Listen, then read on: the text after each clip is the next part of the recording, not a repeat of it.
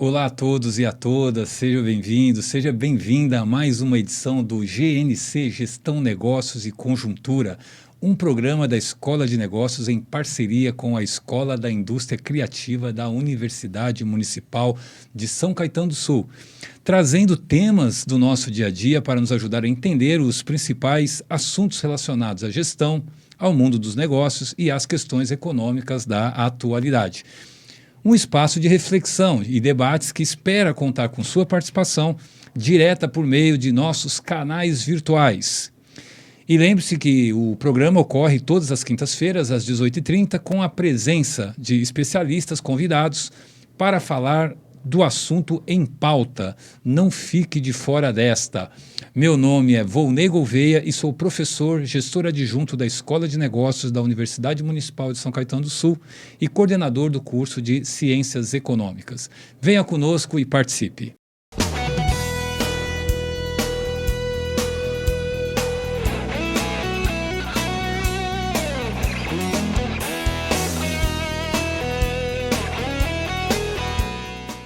E no programa de hoje falaremos sobre o conflito Ucrânia-Rússia e como ele tem impactado na nossa economia.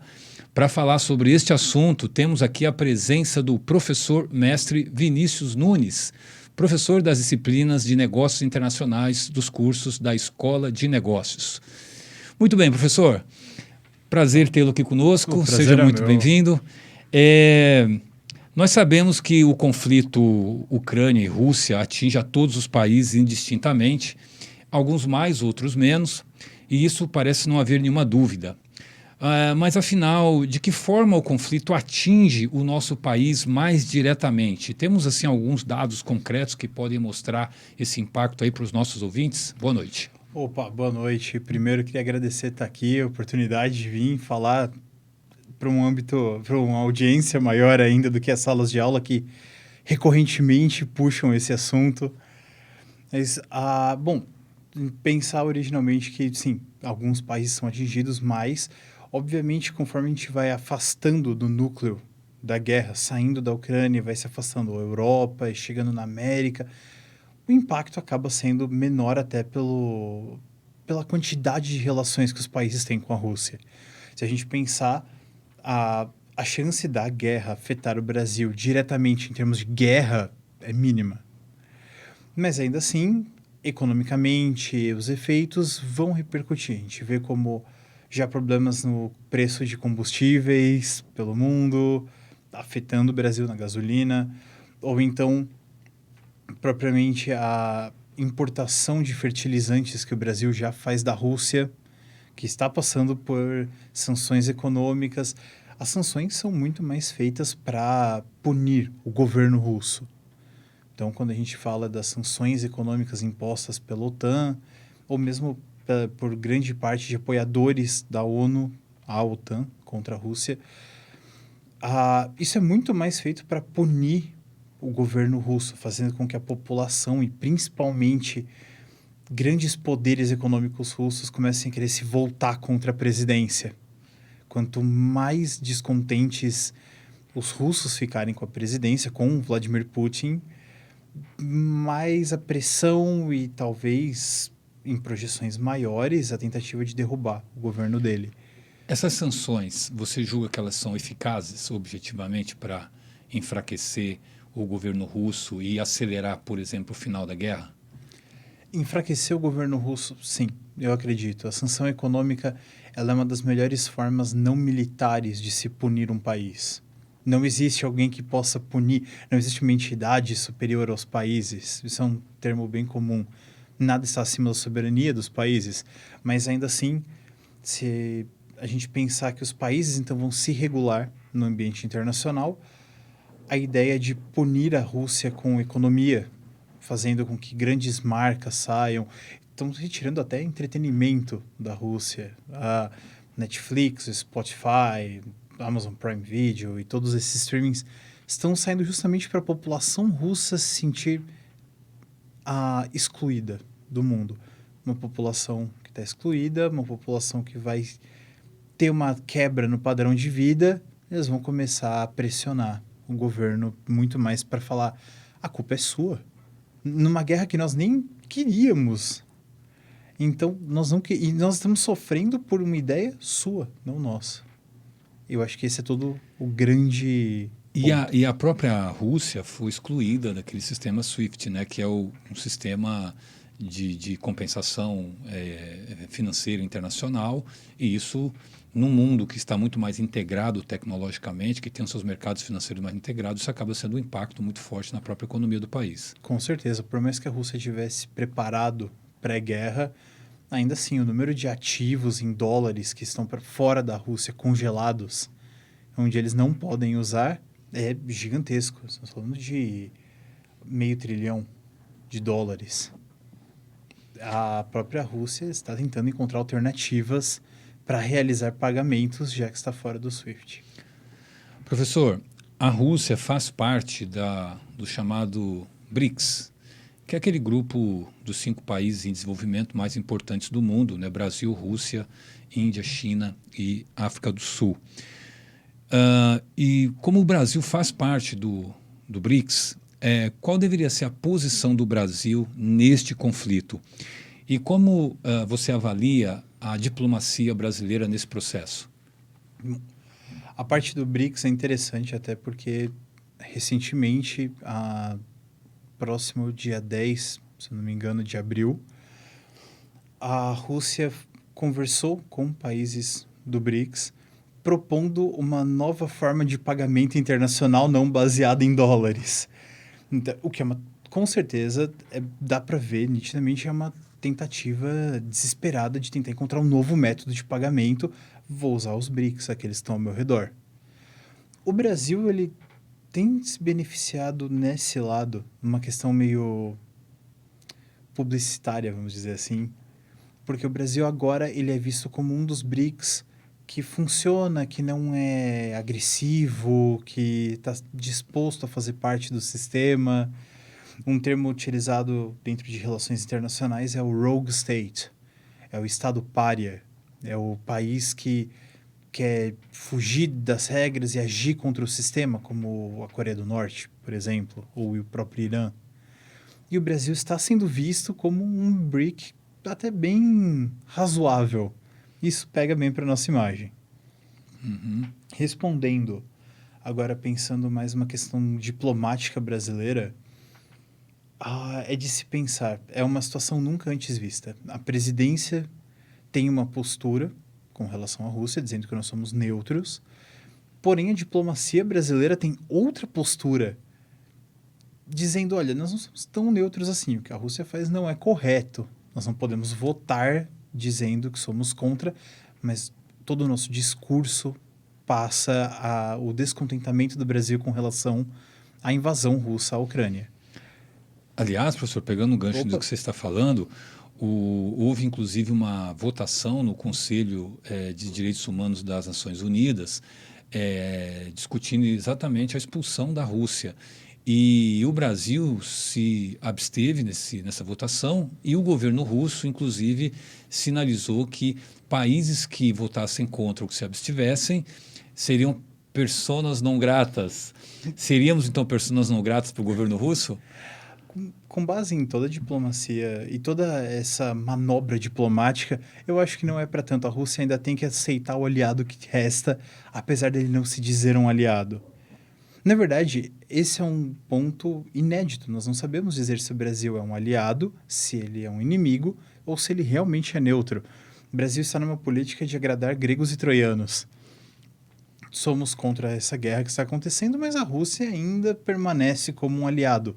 Diz, ora presidência, ora o Itamaraty, e isso é um tratamento bem brasileiro, diplomático. Aliás, professor, na linha do que você está dizendo, né, na teoria das relações internacionais, temos aquilo que os especialistas chamam de soft power, né, que seria uma postura do país nas relações internacionais de uma forma mais negociada, numa tentativa de construir consensos, em contraposição ao chamado hard power, que seria uma relação um pouco mais agressiva e mais conflituosa, menos consensual. Como você avalia a estratégia da diplomacia brasileira nessas relações? Somos soft ou somos hard? É engraçado pensar toda a lógica de hard power, soft power, se a gente pensar que o hard power é o poder militar. O Brasil tem o seu hard power. Ele tem o seu poder das Forças Armadas, um poder econômico, onde pode ser tentado fazer uma manobra para convencer alguém ou manipular alguém a algo. E o soft power, que é onde o Brasil se destaca. O Brasil sempre se destacou em soft power desde, principalmente, na verdade, as manobras diplomáticas, a conversa. O próprio livro branco de defesa brasileiro, na sua versão mais recente, ainda trata. O Brasil preza pela cooperação, pela diplomacia, pela conversa, e sem contar que o soft power ele também vem das relações culturais.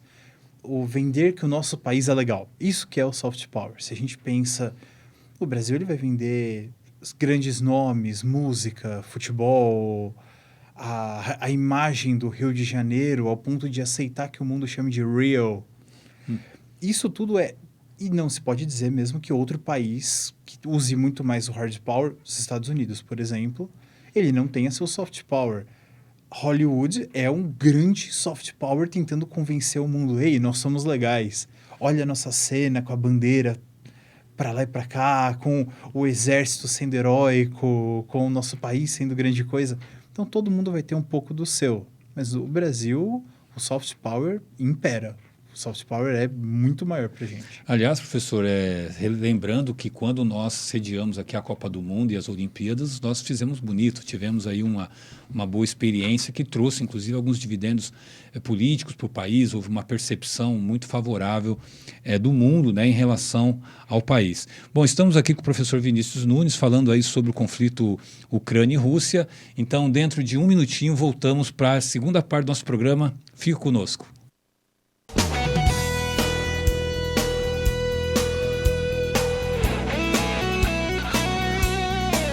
Conhecimento, a melhor ferramenta para transformar a sua vida. E nós, da Universidade Municipal de São Caetano do Sul, sabemos disso. Os novos tempos demandam inovações e nossa missão é ajudar o estudante a encontrar um mundo de possibilidades. Com mais de 30 cursos de graduação e programas de pós-graduação nas modalidades Lato e Stricto Sensu, oferecemos todo o suporte necessário para que você consiga atingir os seus objetivos. Unindo mais de 50 anos de tradição com modernos recursos e metodologias, sabemos que o nosso sucesso depende do fator humano. Temos um corpo docente formado e preparado para ensinar e ajudar a vencer desafios. Nosso papel é incentivar e ampliar horizontes. Conciliamos sólidos conceitos teóricos com a prática profissional aplicada ao longo do curso superior, por meio do programa de iniciação científica e também projetos de extensão universitária, deixando assim o estudante preparado para o mercado de trabalho. E para tornar tudo isso possível, temos uma infraestrutura de ponta à sua espera. Ensino, pesquisa, extensão, infraestrutura e conhecimento transformam vidas e podem transformar a sua também. USCS, faça a sua melhor escolha.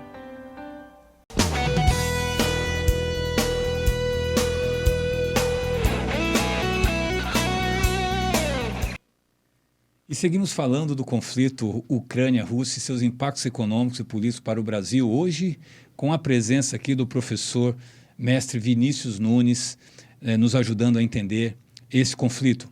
Professor, afora a questão aí do encarecimento dos insumos de produção, haja vista que o Brasil utiliza muito dos insumos nos seus processos produtivos, que são insumos importados e, portanto, estão muito expostos aí à variação do dólar e à variação dos preços dos insumos.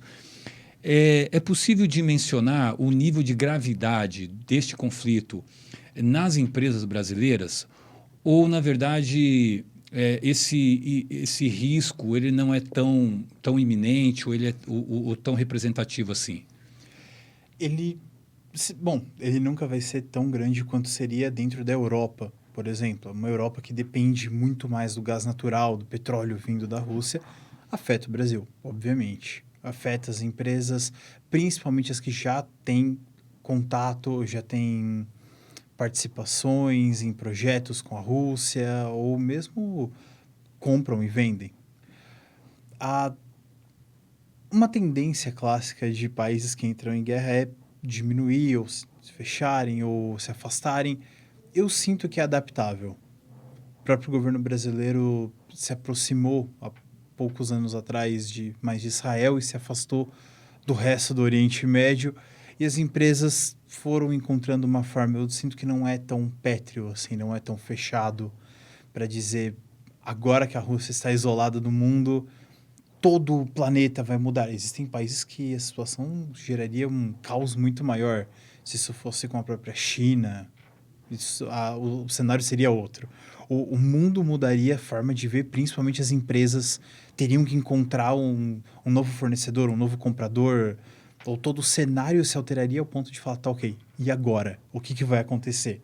Para onde eu devo olhar? Para onde eu devo ir? Para onde eu devo me afastar? A gente poderia dizer que esses impactos eles são mais indiretos, né? Por exemplo, quando nós olhamos para as relações comerciais do Brasil com o resto do mundo, temos aí como os principais parceiros, né? China, Argentina, Estados Unidos e Europa. A Rússia, ela tem um movimento, né? Um volume de comércio muito baixo com o Brasil, aí algo estimado em torno de 5 bilhões de dólares, mas você tem um efeito indireto.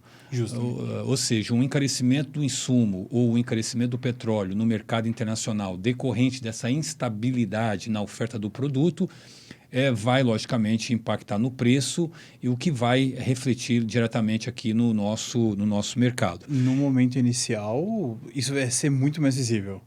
Originalmente, agora nesse primeiro ano, vai ser muito mais claro. O petróleo que vai afetar quase tudo que a gente constrói, ou milhões de empresas que utilizam desse petróleo russo, mas, como o senhor disse mesmo, é uma questão mais indireta. Ok, vai ter um efeito mais indireto. Justamente. Perfeito. Bom, eu não sei se é algum exagero falar que estamos na iminência de uma terceira guerra mundial. O que você acha disso? É uma teoria da conspiração, não? Brincadeira minha, mas o Brasil sempre gosta de dizer que está prestes a começar uma terceira guerra mundial. Isso aconteceu pré-pandemia, graças a um ataque contra um general iraniano, e o Brasil já colocou nos seus trend topics. Terceira Guerra Mundial. É claro que essa representa muito mais do que poderia ser uma. A gente está falando de um grande player, que é a Rússia. Mas a gente tem que lembrar que existe o medo da guerra nuclear. A gente está falando da Rússia, que possui um arsenal nuclear gigantesco, e de membros da OTAN, que não só Estados Unidos também possuem armas nucleares em peso. Uma guerra entre eles não geraria só um caos naquela região, como destruiria a Europa, geraria um inverno nuclear que afetaria o planeta Terra inteiro, e dentro de muitos e muitos anos, os poucos sobreviventes, se houvessem, poderiam começar a reestruturar uma nova sociedade. E isso é calculado desde a Guerra Fria. Então, toda vez que nós vemos... Por que os Estados Unidos já não foi tentar parar a Rússia na Ucrânia? Ou por que a Rússia se precipitou em atacar a Ucrânia sem tentar conversar?